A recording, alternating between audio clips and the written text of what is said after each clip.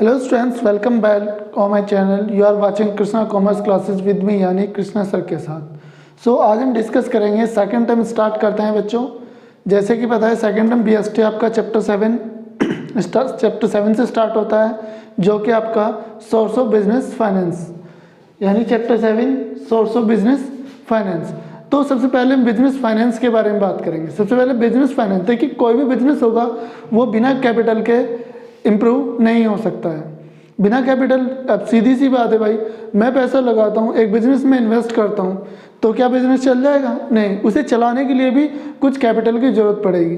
तो एक जो बिजनेस होता है उसमें फाइनेंस एक ब्लड का वर्क करता है। इसलिए आपका एक कहा गया है कि business is the finance is the life of blood of the business, यानी जो फाइनेंस होता है वो एक ब्लड का काम करता है बिजनेस को चलाने में और बिजनेस को रन करने में, यानी उसकी एक्टिविटी को स्मूथली रन करने के लिए हमें किसी ना किसी रूप में फाइनेंस की ज़रूरत पड़ती रहती है, जो कि हमारा बिजनेस फाइनेंस होता है। यानी without finance it is not possible कि हम कोई बिजनेस कर सकते हैं। So no one can start the business to run to entrepreneur without the finance. So हम बात करते हैं फाइनेंस की रिक्वायर्ड क्यों होती है। सबसे पहले बात करेंगे फाइनेंस की रिक्वायरमेंट क्यों होती है एक बिजनेस में। तो बिजनेस में रिक्वायरमेंट होती है फाइनेंस की, वो दो पॉइंट पे डिपेंड करती है, यानी फिक्स कैपिटल और वर्किंग कैपिटल। फिक्स कैपिटल की अगर हम बात करें, देखिए भाई कोई भी लोग जो बिजनेस करेगा सबसे पहले फाइनेंस फिक्स कैपिटल में लगाएगा। अब फिक्स कैपिटल में क्या आता है, जैसे हम फिक्स कैपिटल की बात करें तो प्लांट क्या है, हम कोई भी फैक्ट्री रोज रोज नहीं लगा सकते हैं क्योंकि इतना हमारे पास पैसा नहीं हो सकता। तो हम क्या करते हैं, इसे एक बार ही इन्वेस्ट कर देते हैं। इसमें आपका मशीनरी, यानी जिनका फ़ायदा हम एक लॉन्ग टर्म के लिए ले सकते हैं, वो हमारी फिक्स कैपिटल होती है, जिसे हम एक बार लगा लेते हैं। भाई ठीक है, मशीन लगा दी, भाई प्लांट लगा दिया, तो हमने कोई भी इस तरह की एसेट्स को एक बार इन्वेस्ट कर दिया पैसे को, तो उसका फ़ायदा हमें फॉर ए लॉन्ग टर्म मिलता है। तो इस तरह की जो भी हमारी कैपिटल होगी, यानी जो कैपिटल हम इन्वेस्ट करेंगे इस तरह के वर्क में, वो हमारा होगा फिक्स कैपिटल। सेकेंडली ये बात करते हैं वर्किंग कैपिटल की। वर्किंग कैपिटल क्या होता है, देखिए डे टू डे खर्चे जो पूरा करने के लिए, यानी डे टू डे के जो हमारे खर्चे हैं उन्हें कंप्लीट करने के लिए हमें वर्किंग कैपिटल की जरूरत पड़ती है। यू कैन से दैट कि वर्किंग कैपिटल इसलिए रिक्वायरमेंट होती है कि हमारा जो बिजनेस प्रोसेस है वो स्मूथली रन कर सके, यानी बिजनेस एक्टिविटी को हम स्मूथली चला सके जिसमें कोई दिक्कत ना हो। इसी में आपके डे टू डे, जैसे फॉर एग्जांपल ले सकते हैं यहाँ पे हम क्या, रॉ मटेरियल। भाई रॉ मटेरियल हम डे टू डे में तो नहीं लेते हैं, बट क्या है एक दो दिन में खत्म हो ही जाता है, तो हम कंटिन्यूसली उस सीरीज में वर्क करते रहते हैं। तो इस तरह के यहाँ पे एग्जाम्पल ले सकते हैं आप, रॉ मटेरियल, वेजेज, ये क्या है, हम इस तरह डे टू डे में इनका पेमेंट कर सकते हैं। तो इनका पेमेंट करने के लिए हमें वर्किंग कैपिटल की रिक्वायरमेंट होती है। ये था आपका फाइनेंस रिक्वायरमेंट कि हमें फाइनेंस की क्यों रिक्वायर पड़ती है। यहीं पे हम बात करते हैं अगर आपका फीचर्स, यानी फीचर्स ऑफ फाइनेंस के अगर हम फीचर की बात करें यहाँ पे तो यहीं पे हम बात करते हैं कहाँ से हम पैसा जनरेट कर सकते हैं, यानी फाइनेंस को जनरेट करने के कौन कौन से तरीके हो सकते हैं। तो भाई ये डिपेंड करता है किस चीज़ पे, सबसे पहले डिपेंड करता है on the basis of period, यानी टाइम के अकॉर्डिंग हम देखें तो टाइम के अकॉर्डिंग हम कह सकते हैं कि हमें फॉर लॉन्ग टाइम चाहिए, शॉर्ट टाइम चाहिए, मीडियम टर्म चाहिए। अगर हम बात करें यहीं पे शॉर्ट टर्म की, तो कोई भी लोन जैसे हम बैंक से पैसा ले सकते हैं, यहाँ से फॉर 1 ईयर के लिए पैसा ले सकते हैं। भाई 1 साल के लिए हमें रिक्वायरमेंट की जरूरत पड़ी तो हमने बैंक से पैसा ले लिया। दूसरा लॉन्ग टर्म में, मीडियम टर्म की बात करें तो मीडियम टर्म यानी बेसिकली 1 साल से ज़्यादा और 5 साल से कम, वो आ जाते हैं हमारे मीडियम टर्म फाइनेंस। एक हो जाता है long term finance. Long term finance की बात करें तो ये हो जाता है हमारे अबव 5 ईयर, यानी 5 साल से ज़्यादा की अगर हमें ज़रूरत पड़ती है पैसे की तो वो आते हैं हमारे लॉन्ग टर्म फाइनेंस में। तो on the basis of period, short term, medium term and long term. दूसरा बात करते हैं on the basis of ownership. Ownership के बेस पे जो फाइनेंस की रिक्वायरमेंट होती है वो दो तरीके से हो सकती है भाई। एक तो ओनर अपना खुद का पैसा लगाए यानी ऑनर फंड हो सकता है, दूसरा वो किसी से उधार लेके पैसा लगाए।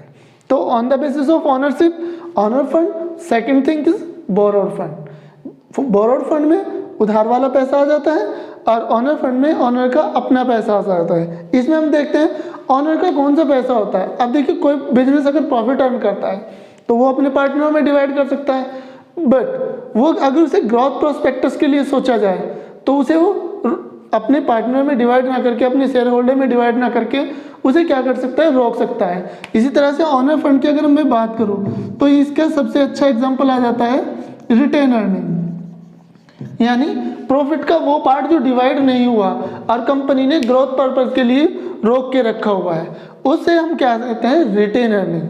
दूसरा यहीं पे बात आती है बोरोड फंड। अभी बोरोड फंड लेने के बहुत सारे तरीके हैं। फॉर एग्जाम्पल अगर मैं बात करूं इसमें बोरोड फंड में क्या कर सकते हो आप, यहां से बैंक से लोन ले सकते हो, शेयर इशू कर सकते हो, डिबेंचर इशू कर सकते हो। तो इस तरह से कोई भी पैसा आप उधार के रूप में ले सकते हो, वो आ जाता है आपका बोरोड फंड। थर्ड वन आता है on the basis of generation. On the basis of generation की बात करें तो किस तरीके से हम जनरेट कर सकते हैं, यानी इंटरनल और एक्सटर्नल।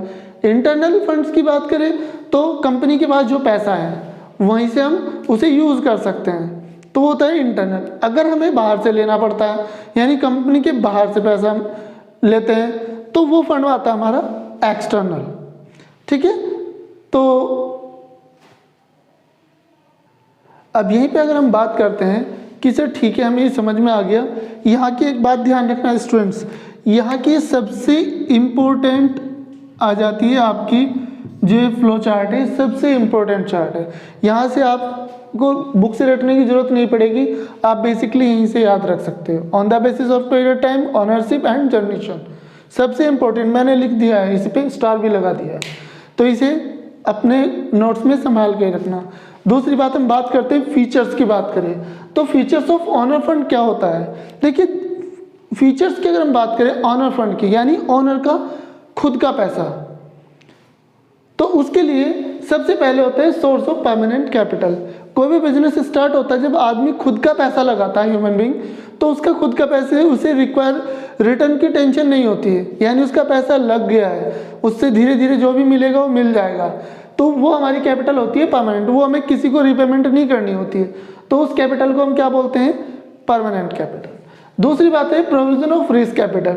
ये एक ऐसी कैपिटल है कि ह्यूमन बीइंग जब अपना इन्वेस्ट लगाता है पैसा फॉर प्रॉफिट पर्पस के लिए, तो वहाँ पे एक रिस्क प्रोविजन करता है रिस्क का, कि हाँ इस तरह की कैपिटल इन केस ऑफ थोड़ा डाउन भी होती है, यानी in case of loss bear करना पड़ता है, तो आदमी को ये रहता है कि भाई अपना पैसा गया है, इसमें कोई किसी की प्रॉब्लम नहीं है। इसके लिए सीधी सी बात है, थर्ड वन बात करें तो नो सिक्योरिटी रिक्वायर्ड। इसके लिए हमें कोई सिक्योरिटी भी देने की जरूरत नहीं होती।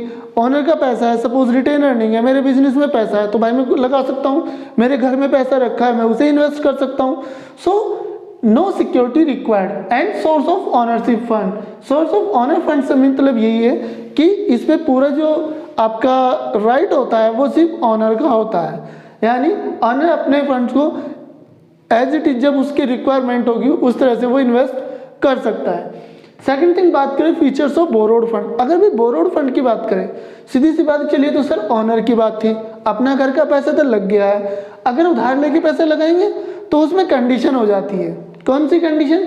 सबसे पहले होती है फिक्स टाइम की, भाई जिससे भी हम पैसा उधार लेंगे उसे तो देना पड़ेगा, तो उसका एक जो टाइम होता है वो हमारा ये फिक्स टाइम होता है, यानी किससे शॉर्ट टर्म के लिए ले रहे हो, 1 साल के लिए ले रहे हो, 5 साल के लिए ले रहे हो या 10 साल के लिए ले रहे हो, वो डिपेंड करता है टाइम पे। दूसरा सिक्योरिटी, कोई आपको पैसा फ्री में तो देगा नहीं। सिंपल सी बात है, हम बैंक से लोन लेने जाते हैं तो वो भी क्या कहते हैं, भैया प्रॉपर्टी के पेपर दीजिए। अब जब प्रॉपर्टी के पेपर दे भाई, 1 लाख रुपए का लोन लेना है, 1.5 लाख की प्रॉपर्टी के पेपर देने पड़ रहे हैं, तो एक पर्टिकुलर सिक्योरिटी वो देगा कि अगर आप पैसे लेके भाग गए तो तब क्या होगा, तो आपकी प्रॉपर्टी से वसूल करेगा, इसलिए वहाँ पे एक सिक्योरिटी की जरूरत पड़ती है। थर्ड वन होता है रेगुलर पेमेंट ऑफ इंटरेस्ट। इस तरह की जो हम कैपिटल बोरो करते हैं उसमें हमें एक पर्टिकुलर इंटरेस्ट पे करना होता है जो कि रेगुलर बेस पे होता है, यानी पर मंथ भी हो सकता है, पर ट्रिमेस्टर भी हो सकता है, उसे हम पे करते हैं। तो on the basis of regular payment of interest इसकी थर्ड फीचर्स आ जाती है। फोर्थ होता है कंट्रोल।